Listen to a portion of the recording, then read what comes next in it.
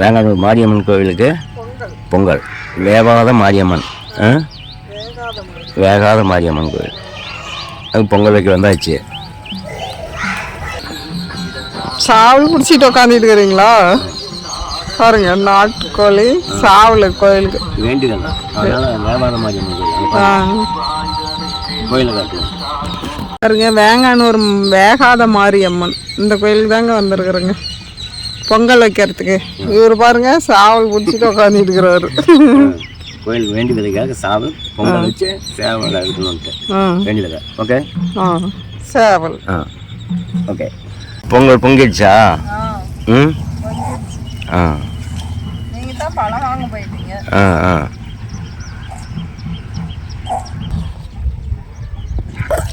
பொங்கல் இறக்கி வச்சாச்சு. பொங்கல் இறக்கி வச்சாச்சு. ஆச்சா?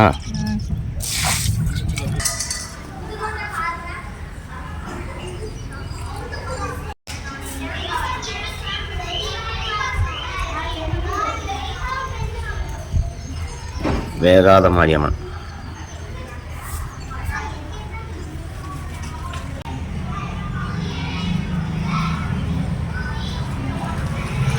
சாமி கும்பிட்டாச்சு. கோழி எடுத்தாச்சா? பொங்கல் வச்சாச்சு எல்லாம். சரி, பொங்கல் வச்சு சாமி கும்பிட்டு வந்தாச்சா?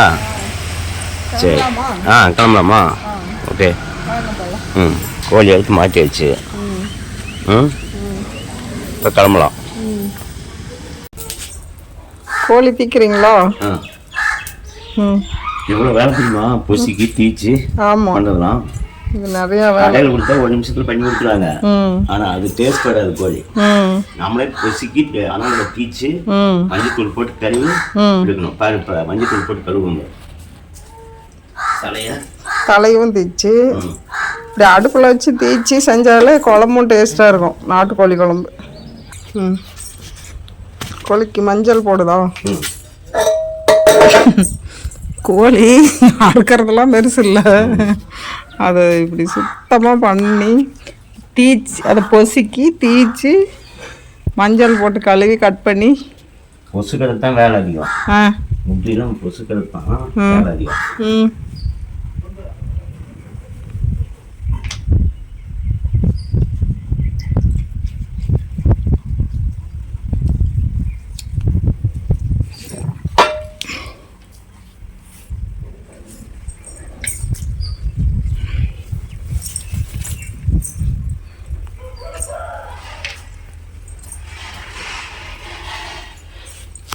அந்த காலத்திலேயே கோழிக்கு வந்து அடுத்து பசுங்கன்னா மஞ்சள் போட்டு குளிக்க மஞ்சள் போட்டு தேய்ச்சி கழுவி அப்புறம் தான் எடுப்பாங்க. ஆமாம், இது அப்பயே என்னன்னா இது வந்து கிருமி நாசினி. மஞ்சள் கிருமி நாசினி.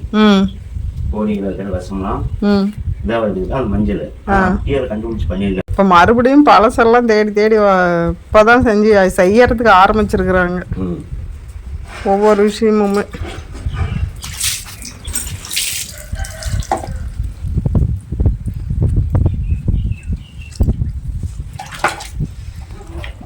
கழுவி எடுத்தாச்சு. தலையை கழுவுறீங்களா? தலைக்கு மஞ்சள் போட்டு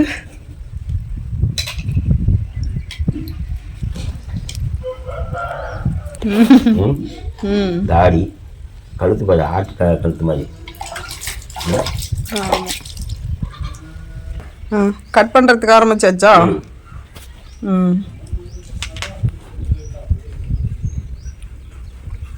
நாட்டுக்கோழியெல்லாம் அப்படி அறுத்து தீச்சு வெட்டி குழம்பு வச்சா சூப்பராக இருக்கும். ஆனால் தீச்சு வெட்டுறதுக்குள்ளே தான் நீங்கள் படாத பாடுபடுறீங்க.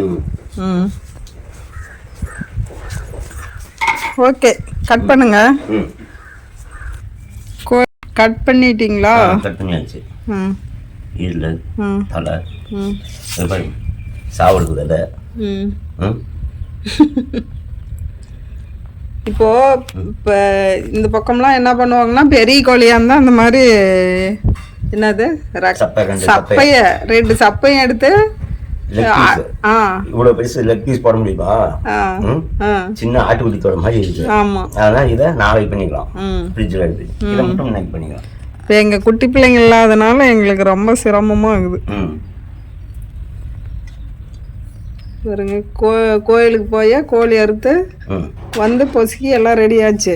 போய் குழம்புக்கு ரெடி பண்ணிட்டுமா? இப்போ நான் அந்த குடலை சுத்தம் பண்ணி ஆட்டு விடுவேன். இதை வந்து க்ளீன் பண்ணி நான் கரண்டியில் வளர்த்துக்குவேன். சரி, பண்ணைக்கு அதை க்ளீன் பண்ணி குடல் செய்யுங்க பார்க்கலாம். ஓகே. இப்போ கோழி குடல்னா எனக்கு பிடிக்கும். இதை வந்து க்ளீன் பண்ணி இதை எப்படி க்ளீன் பண்ணோம்னா எடுக்கணும். இப்போ கோழி குடல் இப்போ உள்ள இருந்து வெளியே திரும்பிடும். இப்படி பண்ணா இப்போ திரும்பிடுச்சா? கழுவணும். விளக்கு மாத்து குச்சி எடுத்து அதை வந்து அப்படியே ஓட்டி திருப்பினோன்னு அப்படியே திரும்பிக்கிச்சு. பாருங்க, சூப்பராக க்ளீன் ஆகுது. கோழி குடல் ஒரு டைம் இந்த மாதிரி பண்ணி செஞ்சு பாருங்க, சூப்பராக தான் இருக்குது.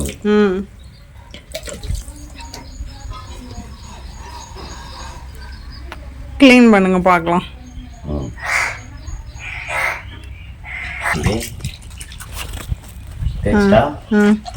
குடல் சுத்தமாயிருது.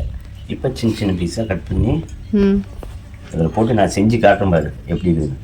செய்யுங்க, நீங்கள் தான் செய்யணும் அது. ஆமாம்மா, இது வந்து பானல் செட்டு பெருசாலாம் வச்சு செய்ய முடியாது. கரண்டி இருக்குல்ல, கரண்டியில் எண்ணெய் ஊற்றி பண்ணணும். இப்போ இந்த குடலை எடுத்து கட் பண்ணிக்கணும். போதும். இப்படி ஓட்டி இப்படி விட்டோன்னு வச்சுக்க, பல திரும்புது. இப்போ பல திரும்பும், குடல் திரும்புது. அதான் திருப்பிக்கணும். உள்ள இருந்து வெளியே, வெளியே இருக்கிறது உள்ள இப்படி திரும்பிக்கணும். இப்ப உள் பக்கம் தான் வெளிப்பக்கமாக இருக்கிறது உள்ள போயிடுச்சு, உள்பக்கமாக இருக்கிறது வெளியே வந்துருச்சு.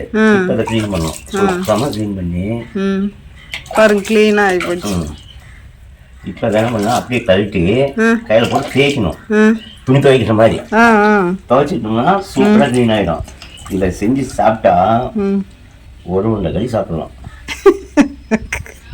குடலே எனக்கு பிடிக்காதுங்க, ஆனாலும் இந்த மாதிரி தண்ணி வைக்க பாருங்க தேய்க்கணும். சூப்பராக க்ளீன் ஆயிடுச்சு.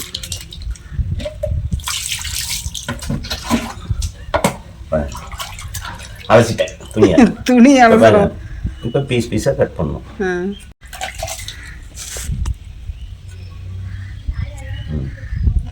போதும், ரொம்ப ரெடி ஆயிடுச்சு. கோழி குழம்பு பாருங்க, கோழி குழம்பு ரெடி ஆயிடுச்சு. சமையல் ஆயிட்டுக்குதா? குழம்பு கொதிக்குது. இந்த பக்கம் குடலே வறுக்குது, அந்த பக்கம் அந்த குடல், கோழி குடல். பாருங்க, கோழி குடல் சூப்பராக இருக்கும். மிளகு போட்டு வறுக்கும். பாருங்க, குழம்பு ரெடி ஆச்சு. கோழி பாருங்க, குழம்பு ரெடி ஆச்சு. கோழி குழம்பு. அடுத்து குடல். அடுத்து குடல். குடல் ரெடி ஆச்சு. அப்படியே காட்டு, அந்த கோழி குடல் டேஸ்டாக இருக்கும். ஓகே. இப்போ சாப்பிட்டு உளுத்தங்கஞ்சி. உளுத்தங்கஞ்சி ஏலக்காய் போட்டு தேங்காய் போட்டு நாட்டு சக்கரையில் வச்சது. அதான் இது ஒரு கலராக இருக்குது. ஓகே, நாட்டு சக்கரையில். சரி, வாங்க சாப்பிட்டு பார்ப்போம். சாப்பிடலாமா? ஓகே. பொங்கல் வச்சுட்டோம்ல, அந்த சோறு, பச்சரிசி சோறு. காட்டரிசியில் பச்சரிசி சோறு பொங்கல். பொங்கல் சாப்பாடு ரெடி ஆகிடுச்சு. சாப்பாடு போடுறாங்க.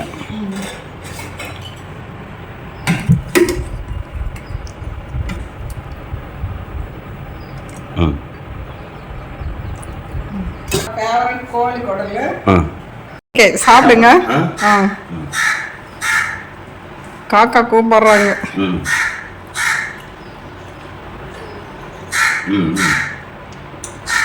காட்டு நெல்லஞ்சோறு, பச்சரிசி சோறு, கோழி குழம்பு சூப்பராக இருக்குதா? பொங்கல் பொங்கல் வச்சுட்டு வந்து சாப்பாடு ரெடி ஆகி சாப்பிட்றதுக்கு ரொம்ப லேட் ஆகி போச்சு. கோழி குடல் இந்த மாதிரி ட்ரை பண்ணி பாருங்க, சூப்பராக இருக்கும். கோழி குடல்லாம் சூப்பராக இருக்குதா? செம்மையாக இருக்குதா? கோழி குடல். கோழி குடல். ஓகேங்க, பசி ஆயிடுச்சு. பசி ஓவர் பசி. ரொம்ப டைம் ஆகி போச்சு. ஓகேங்க, அடுத்த வீடியோவில் பார்க்கலாம். பாய். பாய்.